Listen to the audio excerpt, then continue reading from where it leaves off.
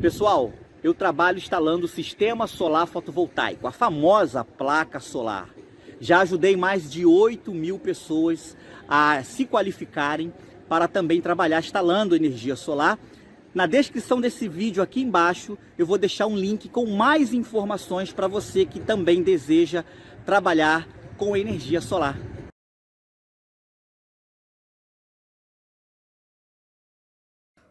Olá, eu sou Alex Lima, sou instrutor de treinamento aqui no curso Elétrica e CIA.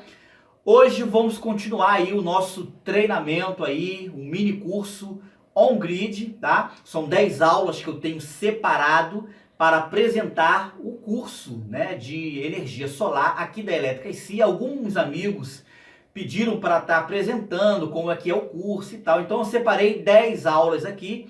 Ontem nós vimos aí a visita técnica, como é que você faz o levantamento, inclinação do telhado. E nós vamos continuar então no ponto em que paramos. Quero agradecer você que está interessado em fazer o nosso treinamento completo.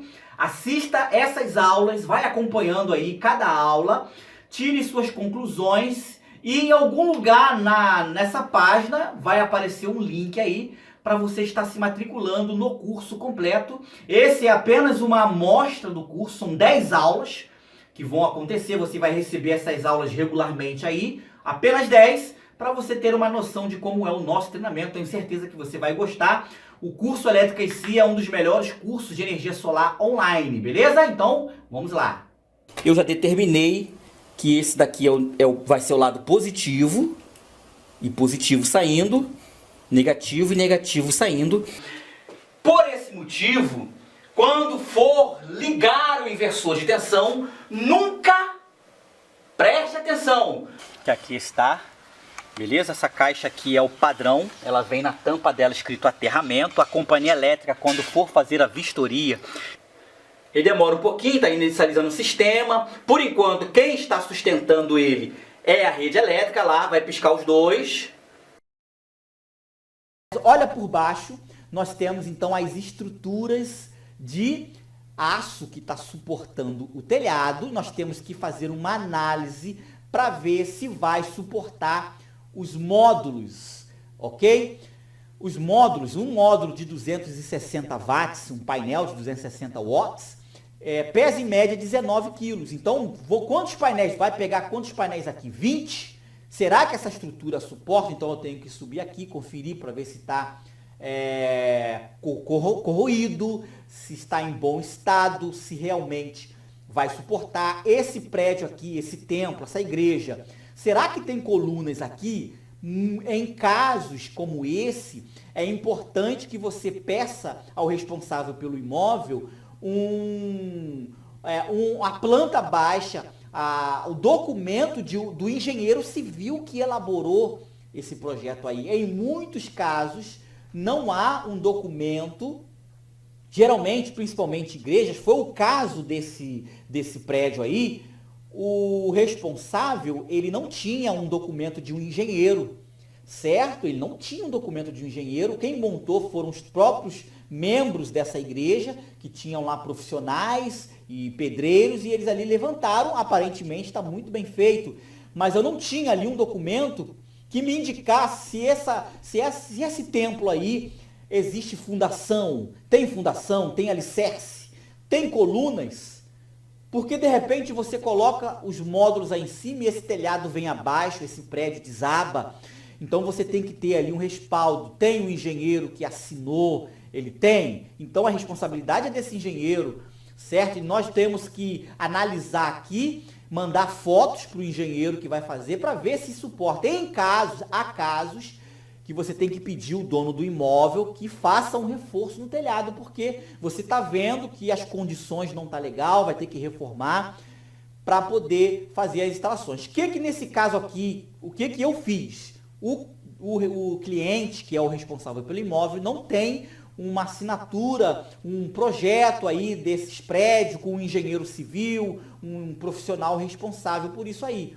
Então, no contrato, porque o projeto, né, a instalação de um sistema fotovoltaico, você tem que fazer um contrato assinado por você e pelo cliente. Então, qual é a condição?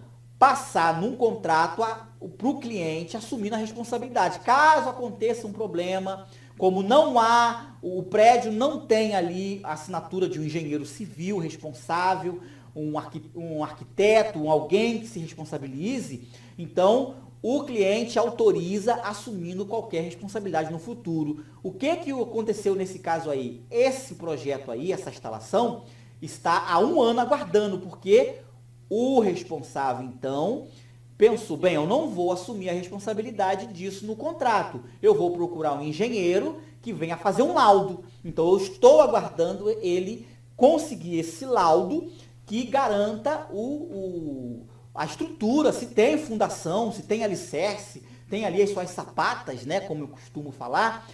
E porque eu não vou assumir a responsabilidade como instalador de colocar 20, 30 painéis e não sei se isso vai suportar. Não tem ali um documento de um engenheiro que garanta a estrutura disso. Então ele está correndo atrás de um engenheiro, automaticamente o engenheiro civil vai cobrar um valor para poder analisar e fazer um documento. Então essa análise aí do telhado, ela ficou aguardando esse ponto, porque eu também, como instalador, não vou arriscar no futuro dar um problema e eu ficar responsável por um acidente e ser indiciado criminalmente, porque vai que tem gente ali de baixo e desabe. Então, se o cliente assumir a responsabilidade lá no contrato, dizendo que ele autoriza, mesmo não tendo uma assinatura de um engenheiro civil, aí a responsabilidade você passa para ele, isso é importante, tá, gente? Vamos lá. Análise do sombreamento. Sombreamento seria o quê? Existem aí árvores e vegetações ao redor. A região possui montanhas muito próximas. Existem edifícios e prédios ao redor que em algum momento do dia vai gerar sombra aonde vai ser instalado os módulos. Existe aí muros, caixa d'água, torres, etc. Ou qualquer outra coisa que num determinado momento vai gerar isso.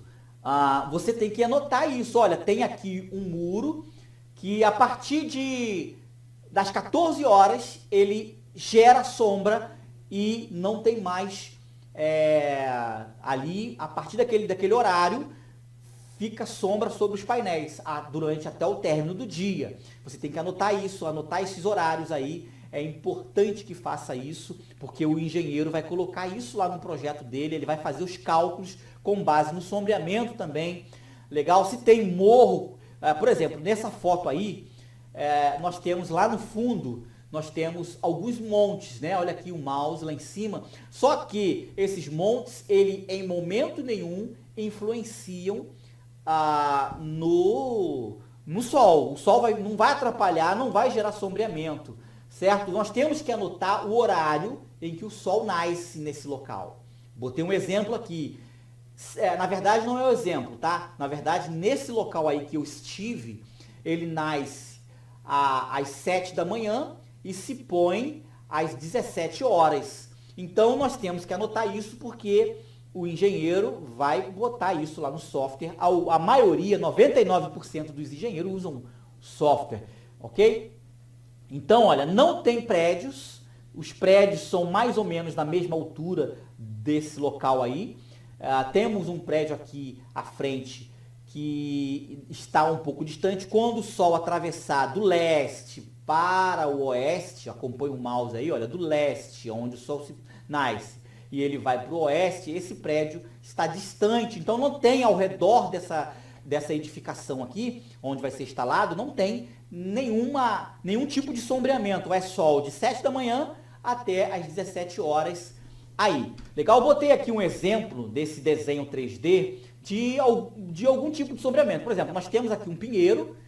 Parece que esse painel, imagino eu, pela sombra, que essa queda aqui dessa telha está virado para o norte. Porque o norte, se aqui essa queda é o norte, aqui onde está o pinheiro é onde nasce o sol, no leste. E no momento que o sol nasce, nós temos aqui um pinheiro. E esse pinheiro aqui, olha, em cima do telhado, está gerando um sombreamento. Legal? E aí você tem que anotar isso. Olha, a partir de 8 da manhã tem uma sombra que cobre parcialmente os meus módulos fotovoltaicos. Entre 8 da manhã até as 10 da manhã, eu tenho ali um sombreamento parcial que cobre cerca de 3, 4 painéis. Você tem que anotar isso, os horários que acontecem. Às vezes você tem aqui um prédio que meio-dia ele sombreia metade dos painéis. E quando for às 14 horas, o sombreamento vai embora, porque o sol já mudou de posição. Então você tem que falar que há um sombreamento de 50% entre 12 e 14 horas. Anota todas essas informações para para quem for projetar lá, fazer o projeto. Então, continuando a análise, você vai ter que ir lá no padrão onde fica o relógio, o medidor, e você vai ter que fazer uma análise, bater fotos se o engenheiro pedir, você pode mandar essas fotos. Você tem que ver, é o que? É bifásico ou monofásico ou trifásico? Então você vai anotar. Nesse caso aqui, essa aqui é o relógio medidor dessa igreja que eu estive lá fazendo essa análise. Então esse relógio lá era bifásico, então eu anotei bifásico. Conferir para ver se está tudo certinho conforme o padrão que a companhia elétrica pede. Tá? Aqui está o da Light. A Light é a companhia elétrica, uma das companhias elétricas aqui do Rio de Janeiro. E a Light tem aqui um modelo padrão, tá? Com uma caixinha de aterramento aqui. Tem esse outro aparelhinho que eu esqueci o nome agora, que acompanha, né, a medição. E como deve ser lá em cima no poste, ó, tem esse uzinho aqui que não deixa entrar a água para dentro. Então tem que estar, se não tiver, você tem que anotar e o responsável pelo imóvel vai ter que providenciar, colocar o aterramento, se não tiver aterramento. Se não tiver tudo conforme o padrão da companhia elétrica, no dia da vistoria, que vai um funcionário da companhia elétrica ver como é que está a instalação, ele vai simplesmente mandar você consertar. Então já deixe tudo pronto, é muito importante isso. São informações que você já vai adiantando caso precise modificar.